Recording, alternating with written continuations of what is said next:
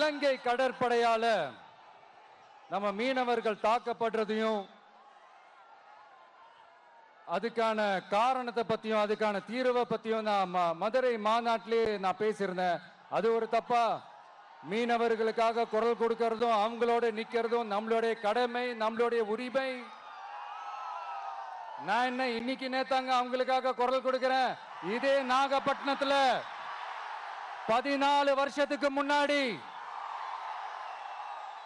2011ல February 22 இதே நம்ம மீனவர்கள் தாக்கப்பட்டதை கண்டிச்சு ஒரு பொதுக்கூட்டம் ஒண்ணு நடத்தணும் இல்லையா?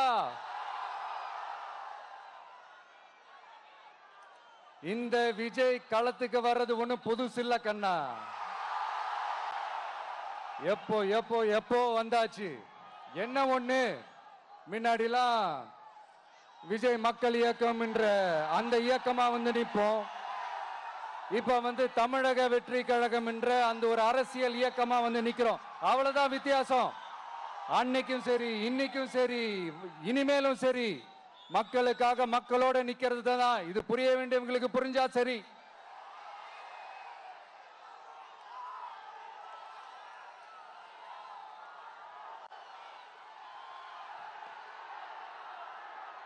மீனவர்களுக்காக குரல் கொடுக்கிற இதே சமயத்துல நம்ம தொப்புள் கொடி உறவுகளான ஈழத் தமிழர்கள், அவங்க இலங்கையில் இருந்தாலும் உலகத்துல எந்த மூலையில இருந்தாலும்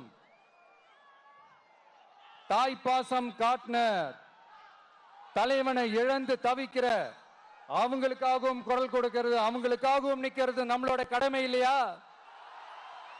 மீனவர்களோட உயிர் எந்த அளவுக்கு முக்கியமோ அந்த அளவுக்கு ஈழத் தமிழர்களோட அவங்களுடைய கனவுகளும் அவங்களுடைய வாழ்க்கையும் நமக்கு ரொம்ப ரொம்ப முக்கியம். நம்ம மீனவர்கள் படுற இந்த கஷ்டத்தை எல்லாம் பார்த்து ஒரு பெருசா ஒரு கடிதம் ஒண்ணு எழுதிட்டு அதுக்கப்புறம் கப்சிப்னு சைலண்டா போறதுக்கு நாம ஒண்ணு இந்த கபட நாடக திமுக அரசும் கிடையாது.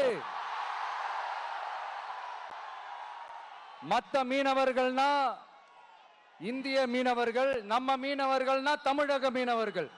இப்படி பிரிச்சு பார்த்து பேசுறதுக்கு நாம ஒண்ணு பாசிச பாஜக அரசும் கிடையாது. நிரந்தரமான தீர்வு, நிரந்தரமான